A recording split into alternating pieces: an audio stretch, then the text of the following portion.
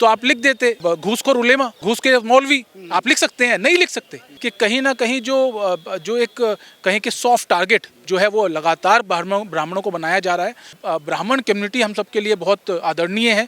हम सब लोग मानते हैं कि उन्होंने जो संस्कार, जो संस्कृति, जो श्लोक वो जो हमें पढ़ाते हैं, और उस ऐसी कम्युनिटी के लिए जो इतनी डेवोटेड कम्युनिटी हो, धर्म के लिए, राष्ट्र के लिए, उसके लिए ऐसा शब्दों का प्रयोग किसी भी तरीके से सहन योग्य नहीं है। और ऐसी संस्कारिक देने वाली कम्युनिटी के लिए इस तरीके की चीज़ें बोलना बहुत गलत है। और हम सब लोग जानते हैं अगर ऐसा ही किसी और कम्युनिटी के लिए बोला गया होता तो अब तक डायरेक्टर के ऑफिस टूट चुके होते, नेटफ्लिक्स के बंद करने की बातें चल गई होती, अब तक नेटफ्लिक्स के ऑफिस के अंदर हमले हो गए होते, लोगों के सर तन से जुदा करने के नारे लग गए होते। लेकिन यहाँ पूरे देश में फिल्म घूसखोर पंडित को लेकर बवाल मचा हुआ है। उत्तर प्रदेश के मुख्यमंत्री योगी आदित्यनाथ के निर्देश पर लखनऊ में भी केस दर्ज हुआ। देश के अलग अलग हिस्सों में पंडित समुदाय इस पर मुखर है। विनीत जिंदल जी है, सीनियर एडवोकेट है। इन्होंने दिल्ली हाई कोर्ट को अप्रोच किया था और जैसे ही अप्रोच किया उसके बाद फिल्म निर्माता ने इस टाइटल को हटाने की बात कही है, इसके एडवर्टाइजमेंट को वापस लेने की बात की है। खुद विनीत जिंदल जी मेरे साथ है। विनीत जी, क्या है पूरा मामला? देखिए, एक मूवी 5-6 दिन पहले ऐलान की गई थी और ये कहा गया था कि मूवी रिलीज़ हो रही है ओटीटी प्लेटफॉर्म नेटफ्लिक्स के ऊपर। उसका नाम जो था, उस नाम के टाइटल में ही बहुत ऑब्जेक्शनेबल एक वर्ड और ब्राह्मण कम्युनिटी को कहीं ना कहीं साफ साफ टारगेट किया जा रहा था और घूसखोर उसमें जोड़ा गया और उसके बाद ब्राह्मण कम्युनिटी को कहीं ना कहीं उसको रेफ़र किया गया। उसको लेकर हमारा ऑब्जेक्शन था और हम लोग ये लगातार कह रहे थे कि देखिए, इस तरीके से किसी भी वर्ग को टारगेट करना बहुत गलत है। हमारे देश में संविधान, हमारा आर्टिकल 14, आर्टिकल 15, आर्टिकल 21 और आर्टिकल 25 साफ कहता है कि ऐसा कोई भी डिस्क्रिमिनेशन या किसी भी जाति या किसी भी धर्म को इस तरीके से आप टारगेट नहीं कर सकते। लेकिन यहाँ पर साफ साफ ब्राह्मण कम्युनिटी को टारगेट किया जा रहा था। उस कम्युनिटी ने, जिस कम्युनिटी ने हमारे देश को अपने खून से सींचा है, हमारे संस्कार उस कम्युनिटी से आते हैं। सबको पता है कि सनातन में ब्राह्मण कम्युनिटी का कितना बड़ा दर्जा है और कहीं ना कहीं इस पर्टिकुलर टाइटल को लेकर टारगेट किया जा रहा था सनातन को। इसी को लेकर हम लोग दिल्ली हाई कोर्ट हमने अप्रोच किया था। कल शाम को हमने जो इसके निर्माता हैं उनको नोटिस सर्व किया था, एडवांस नोटिस, जो कि प्रक्रिया है कि अगर आप कोई याचिका सर्वोच्च न्यायालय या उच्च न्यायालय में फाइल करते हैं तो आपको एडवांस नोटिस रेस्पोंडेंट को सर्व करना होता है। तो हमने कल शाम को नोटिस सर्व किया। तो आज सुबह जो डायरेक्टर हैं उन्होंने कह दिया कि भाई मैं अपना जो नाम है, इसका टाइटल जो है उसको विड्रॉ कर रहा हूँ और जितनी प्रचार प्रसार सामग्री जो कि अलग अलग सोशल मीडिया प्लेटफॉर्म पे है उसको वो विड्रॉ कर रहे हैं। ऐसा स्टेटमेंट उनका आया है। एक बड़ा स्टेप है, अच्छा स्टेप है, लेकिन इसके साथ साथ बहुत सारे सवाल भी हैं क्योंकि इस टाइटल के अंदर ही इतना बड़ा अपमानजनक शब्द यूज़ किया गया ब्राह्मण कम्युनिटी के लिए। साथ साथ अब उसके कंटेंट के ऊपर भी हमारा ऑब्जेक्शन था, जो कि हमारी याचिका में भी है। ओटीटी प्लेटफॉर्म पे जो प्रक्रिया होती है, किसी भी मूवी को रिलीज़ करने से पहले कोई वेरिफिकेशन नहीं होता, कोई प्रक्रिया नहीं है कि किस तरीके से कंटेंट को रेगुलेट किया जाए, कैसे देखा जाए। तो वहाँ जो भी कंटेंट आता है वो पहले रिलीज़ होता है, उसके बाद जनता को पता चलता है कि उसमें क्या गलत और क्या सही है। यहाँ हमारा ऑब्जेक्शन इसी को लेकर है कि कंटेंट, जब टाइटल के अंदर इतना ऑब्जेक्शनेबल वर्ड यूज़ किया गया पूरी ब्राह्मण कम्युनिटी के लिए, तो कहीं ना कहीं उसके जो कंटेंट है उसके अंदर भी इस तरीके की चीज़ें हो सकती हैं।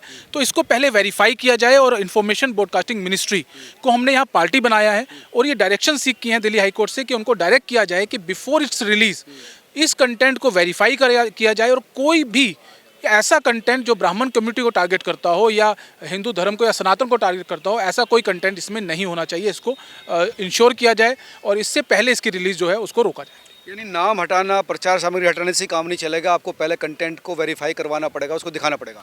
बिल्कुल, क्योंकि जो ओटीटी प्लेटफॉर्म्स हैं उनको एक तरीके से हम कहें तो फ्री हैंड एक मिला हुआ है और इसको लेकर सर्वोच्च न्यायालय ने भी अपनी चिंता 2025 में एक याचिका में जाहिर की थी। उसमें साफ साफ उन्होंने कहा था कि जिस तरीके से जो रूल रेगुलेशन बने हैं सोशल मीडिया और ओटीटी प्लेटफॉर्म को गवर्न करने के, वो कहीं ना कहीं बहुत तरीके से इम्प्लीमेंट नहीं हो पा रहे अच्छे तरीके से और कंटेंट को लेकर बहुत बड़े सवाल हैं। लगातार देश विरोधी कंटेंट, हम कहें जातियों को, धर्मों को टारगेट करने वाला कंटेंट, हम कहें ऐसा कंटेंट जो ग्राफिक कंटेंट हम जिसको कहते हैं, ऐसा कंटेंट लगातार आता है।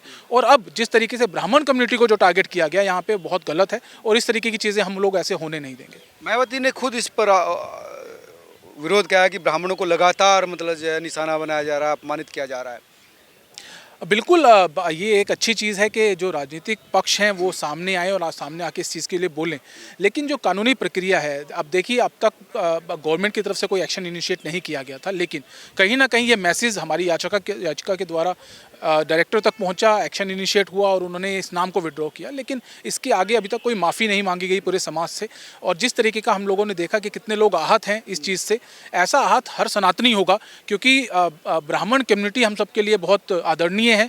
हम सब लोग मानते हैं कि उन्होंने जो संस्कार, जो संस्कृति, जो श्लोक वो जो हमें पढ़ाते हैं, और उस ऐसी कम्युनिटी के लिए जो इतनी डेवोटेड कम्युनिटी हो, धर्म के लिए, राष्ट्र के लिए, उसके लिए ऐसा शब्दों का प्रयोग किसी भी तरीके से सहन योग्य नहीं है और गलत है। कई लोग कह रहे हैं कि भाई रचनात्मकता है, भ्रष्टाचारी तो किसी भी उससे हो सकता है, जाति से, तो अगर ब्राह्मणों को कह दिए तो दिक्कत क्या है? देखिए, यहाँ पे एक सवाल ये भी उठता है कि जिस तरीके से, देखिए, सामान्य वर्ग में आते हैं ब्राह्मण, हम सभी लोग जानते हैं, लेकिन इस तरीके का कंटेंट या इस तरीके का नाम आप किसी धर्म विशेष के लिए प्रयोग नहीं कर सकते। जहाँ आपने यहाँ अगर ऐसी बात थी तो आप लिख देते कि घूसखोर उलेमा, घूस के मौलवी, आप लिख सकते हैं, नहीं लिख सकते। तो कहीं ना कहीं हिंदू धर्म सनातन के जो लोग हैं वो शांत है, वो कानूनी प्रक्रिया को मानते हैं, इसीलिए शायद लगातार सॉफ्ट टारगेट बनाया जाता है। और यहाँ साफ देखने में आ रहा है कि इस तरीके की चीज़ें लगातार की जा रही हैं। तो ये कानूनी प्रक्रिया से हम लोग चाहते हैं कि इसको रोका जाए, और ये एक अच्छा स्टेप मैं कहूँगा कि हमारी याचिका के बाद जब उनको इन्फॉर्मेशन मिली कि अब कानूनी डंडा जो है एक तरीके से मैं कहूँ कि डायरेक्टर के सर पे पड़ेगा, और उसकी जो सूचना थी जब उनको मिली, तो कहीं ना कहीं उसके बाद उन्होंने अपने जो पैर, ब्राह्मण सौम्य होते हैं, शांत होते हैं, इसलिए लगातार उनको निशाना, वो गाली भी देते हैं तो कुछ नहीं कहते, इसलिए उनको ही बार बार। बिल्कुल, हम सब लोग जानते हैं कितना डेवोटेड कम्युनिटी है हमारे देश के लिए, हमें संस्कार देती है, और ऐसी संस्कारिक देने वाली कम्युनिटी के लिए इस तरीके की चीज़ें बोलना बहुत गलत है। और हम सब लोग जानते हैं अगर ऐसा ही किसी और कम्युनिटी के लिए बोला गया होता तो अब तक डायरेक्टर के ऑफिस टूट चुके होते, नेटफ्लिक्स के बंद करने की बातें चल गई होती, अब तक नेटफ्लिक्स के ऑफिस के अंदर हमले हो गए होते, लोगों के सर तन से जुदा करने के नारे लग गए होते। लेकिन यहाँ सनातन की अगर किसी जाति को या किसी धर्म को अगर सनातन में किसी को टारगेट किया जाता है तो कोई एक्शन इस तरीके का होता नहीं है। तो मुझे लगता है कहीं ना कहीं जो एग्रेसिवनेस जो है वो हमारे सनातन में कम है, उसको देखने की वजह से ही लगातार मुझे लगता है कि इस तरीके की चीज़ें होती हैं। लेकिन कार्रवाई है, कानूनी प्रक्रिया है, हम उसको मानते हुए उसी चीज़ से आगे बढ़ते हैं। और मैं नहीं चाहता कि हमारे लोग भी, सनातन के लोग भी इस तरीके की हरकतें करें जो धर्म विशेष के लोग करते हैं। इसीलिए हम लोगों ने कोर्ट को अप्रोच किया और ये डायरेक्शन की जो है वो मांग की है। उत्तर प्रदेश के मुख्यमंत्री योगी आदित्यनाथ ने भी इसके खिलाफ एफआईआर दर्ज करवाई है। बिल्कुल, मैं बहुत बहुत धन्यवाद करूंगा माननीय योगी आदित्यनाथ जी का, क्योंकि किसी और राज्य में ऐसी एफआईआर नहीं हुई।